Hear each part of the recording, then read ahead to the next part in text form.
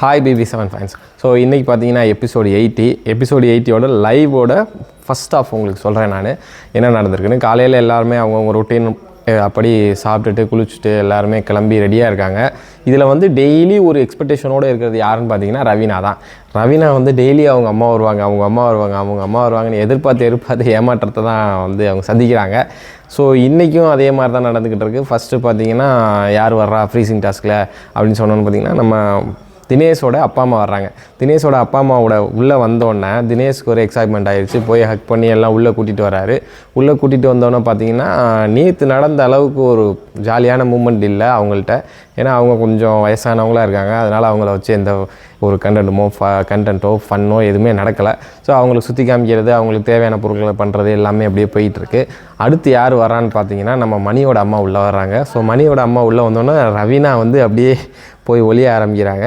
So ரவீனாவுக்கு ஒரு எக்ஸைட்மெண்ட்டாக தான் மணி போய் ஹக் பண்ணி எல்லாம் பண்ணி உள்ளே கொண்டு வர்றாங்க. உள்ளே கொண்டு வந்தோன்னே பார்த்தீங்கன்னா அங்கேயே ரவீனாவை வந்து எல்லாருமே ஹவுஸ்மேட்ஸ் எல்லாருமே கிண்டல் பண்ணுறாங்க, கிச்சு காமிக்கிறாங்க, அது பண்ணுறாங்க இது பண்ணுறாங்க. அப்படியே மணி வந்து இங்கேயுமா இது பண்ணிகிட்டு இருக்கும்போது உள்ளே வந்து என்ன பார்த்தீங்கன்னா தெலுங்கு பேசுகிறாங்க. ஸோ தெலுங்குலேயே வந்து எல்லார்ட்டையும் பேசிகிட்டு இருக்காங்க. ஸோ அதுக்கப்புறம் அங்கே ஒரு ஃபன் நடக்குது.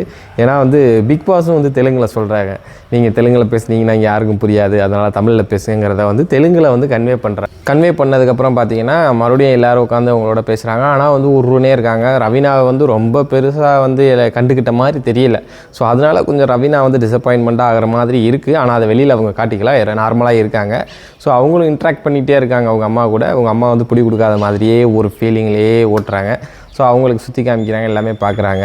பண்ணிகிட்டே இருக்கும்போது சொன்னதுக்கப்புறமும் பார்த்தீங்கன்னா கூட அவங்க அங்கங்கே கொஞ்சம் தெலுங்கில் பேசுகிறாங்க. ஸோ மறுபடியும் என்ன பண்ணுறாங்கன்னா மணியை கன்ஃபர்ஷன் ரூம் கூப்பிட்டு இந்த மாதிரி பேசக்கூடாது அப்படின்னு சொல்லுங்கள் அப்படிங்கிற மாதிரி சொல்லியிருப்பார் போல். திரும்பி வெளியில் வந்து மணி வந்து தெலுங்கில் பேசாதீங்கம்மா அப்படிங்கிற மாதிரி சொல்லி எல்லாம் பண்ணுறாங்க. ஸோ இதுலேயுமே ஒரு நிறைய ஃபன் கிடையாது. நார்மல் பேரண்ட் வந்து போகிற மாதிரி தான் இருந்துச்சு. அதுக்கப்புறம் யார் வரான்னு பார்த்தீங்கன்னா ஹவுஸ்மேட்ஸை ஃப்ரீஸ் பண்ணிவிட்டு நம்ம அர்ச்சனாவுடைய தங்கச்சி வராங்க. அர்ச்சனாவோட தங்கச்சி வரும்போதே பயங்கர ஜாலியாக என்ஜாய் பண்ணி வர்றாங்க. உள்ளே வந்ததுக்கப்புறம் பார்த்திங்கன்னா எல்லா ஹவுஸ்மேட்ஸும் அவங்கள வந்து வெல்கம் பண்ணி எல்லாமே பண்ணுறாங்க. அர்ச்சனாவுக்கு ஒரே ஹாப்பி, ரொம்ப எக்ஸைட்மெண்ட்டாக ஆகி அவங்கள போய் நல்லா ஒரு வெல்கம் பண்ணதுக்கப்புறம் பார்த்திங்கன்னா மாயா வந்து கூப்பிட்டாங்க, இங்கே வாங்க பேச அப்படின்ட்டு கூப்பிடும்போது இந்தா வர்றேன், அப்படி என்ன சீக்ரெட் இருக்குது அப்படின்னு சொல்லிட்டு வேகமாக வந்து அந்த சைடு போய் மாயாவோட அவங்களோட கான்வர்சேஷன் ஆரம்பிக்கிறாங்க. மாயா வந்து வீட்டை சுற்றி காமிக்கிறங்கிற பேரில் உள்ளே கூட்டிகிட்டு போய் ஜி ஸ்கொயர்லாம் கூட்டிகிட்டு போய் உட்கார வச்சு உங்கள் அக்காவை நான் ஏதாவது பேசியிருந்தேன் மன்னிச்சிருங்க, அதே மாதிரி நானும் உங்கள் அக்காவை மன்னிச்சிட்டேன் அப்படிங்கிற மாதிரிலாம் எனக்கு கொஞ்சமாக ஏதாவது ஒரு ப்ரூட்டலாக பேசி நிறையா இது பண்ணிவிட்டு அப்புறம் சுற்றி காமிக்கிறாங்க. இதில் பூர்ணிமாவும் ஆட் ஆகிக்கிறாங்க. பூர்ணிமாவும் அவங்களும் 2 பேரும் போய் எல்லோரும் சுற்றி காமிச்சிட்டு அப்படியே ஃபன்னாக மெதுவாக போய்கிட்டு இருக்கு. ஜாலியாக பேசிகிட்டு இருக்காங்க. மாயாவோட பிக் ஃபேனு அப்படின்னு சொல்லிட்டு அவங்களே சொல்லி எல்லாமே பண்ணிகிட்டு இருக்கும்போது அடுத்து தான் ஒரு இன்ட்ரெஸ்டிங்கான விஷயமே நடக்குது. என்னன்னு பார்த்தீங்கன்னா நம்ம நிக்சனுடைய அப்பா என்ட்ரி. அவன் வந்து எதிர்பார்த்துருக்கவே மாட்டான். ஸோ பாட்டை போட்டோன்னே நிக்சனோட அப்பா என்ட்ரி கொடுக்குறாரு. நிக்சன் வந்து அப்படியே உட்காந்துட்டு எங்கள் அப்பாவா அப்படின்ட்டு அப்புறம் தான் எந்திரிச்சு போய் அந்த அளவுக்கு ஒரு எக்ஸைட்மெண்ட் இல்லாமல் நார்மலாக ஒரு வெல்கம் கொடுத்துட்டு உள்ளே வர்றாரு. உள்ளே வந்தோடனே என்ன பண்ணுறாருன்னு பார்த்தீங்கன்னா அர்ச்சனாவை பார்க்குறாரு. அர்ச்சனாவுக்கு ரொம்ப தேங்க்ஸ் சொல்கிறாரு.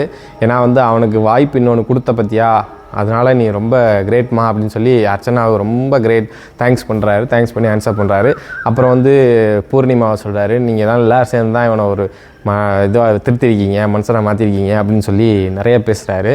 பேசினதுக்கப்புறம் தான் அடுத்து பார்த்தீங்கன்னா அவங்க அப்பா வந்து வேறு லெவலில் பேசி பிக் பாஸ் ஹவுஸே வந்து ஒரு கலகலப்பாக வச்சுருந்தார். உள்ளே வந்தோன்னே ஒரே கவுண்டர் அட்டாக்காக போட்டு தள்ளினார். நிக்சன் வந்து ஆக்சுவலாக நீங்கள் ப்ரோமோவில் பார்த்துருப்பீங்க, இவன் வந்து காலைல எந்திரிக்க மாட்டான், ரொட்டீனாக எந்திரிக்க மாட்டான், 7 மணி வரை 7 மணிக்கு தூங்கி எழுந்திரிச்சு நைட்டுக்கு மேலே தான் இது பண்ணுவான் அப்படின்னு சொல்லி அவர் என்னென்ன சொன்னாருன்னு பார்த்தீங்கன்னா அவர் சொன்ன கவுண்டரெல்லாம் வந்து நைட் ஃபுல்லாக வந்து செல்லு பிரட்டி இப்போ வந்து செலிப்ரிட்டியாக இருக்கான் அப்படின்னு சொல்லி இந்த மாதிரி பல கவுண்ட்ரு எல்லாரையும் வச்சு செஞ்சார். நீ வந்து விஜய் வர்மாவை ஜெயிச்சா பார்த்தியா, அங்கே தான் பெரிய காமெடியே அப்படின்னு சொல்லி கவுண்டரை மாற்றி போட்டார். கவுண்டர் அட்டாக்காக கொடுத்து எல்லாரையும் சிரிக்க வைக்கிறாரு. ஸோ அதில் நிறைய சொன்னார். நீங்கள் வந்து இப்போ நான் நிறையா சொல்லிட்டேன்னா உங்களுக்கு அந்த எக்ஸைட்மெண்ட் போயிடும். நீங்கள் வந்து ஈவினிங் ஷோவில் பாருங்கள், அப்போ தான் சூப்பராக இருக்கும். ஒரு 2-3 கவுண்டர் தான் நான் சொல்லியிருப்பேன். ஸோ அதுலேருந்து அதுக்கப்புறம் வந்து எல்லா ஹவுஸ்மேட்ஸுக்குமே வந்து நிக்சனோட அப்பாவை ரொம்ப ரொம்ப ரொம்ப பிடிச்சிருச்சு.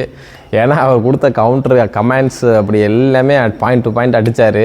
நிக்சன் வந்து பிக் பாஸ் வீட்டுக்குள்ளே வந்ததே அவருக்கு தெரியாதான்.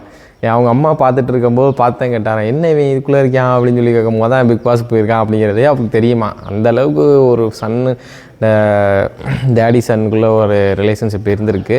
ஸோ அதுக்கப்புறம் பார்த்திங்கன்னா அவனுக்கு ஒரு அட்வைஸ், நீங்கள் எல்லாம் திருத்திட்டீங்க சேர்ந்து 100 நாளில் செய்ய முடியாது, 70 நாளில் செஞ்சு முடிச்சு 30 நாள் வச்சுருக்கீங்க. இதே வெளியில் இருந்தானா அவனை நான் திருத்திருக்க முடியாது. ஸோ வந்து இவ்வளோக்கு திறமை இருக்குது அவனுக்கு.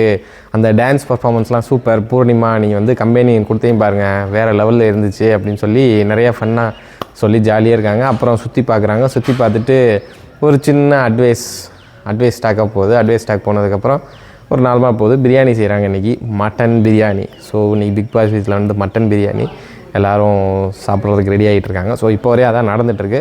இன்னும் விஷ்ணுவோடைய பேரண்ட்ஸ் இன்னும் வரல, பேரண்ட்ஸோ ரிலேஷனோ யாரும் இன்னும் வரல. வந்ததுக்கப்புறம் ஒரு கண்டென்ட் நமக்கு கிடைக்கும். அப்போ வந்து பார்ட் 2ல் பார்க்குறேன்.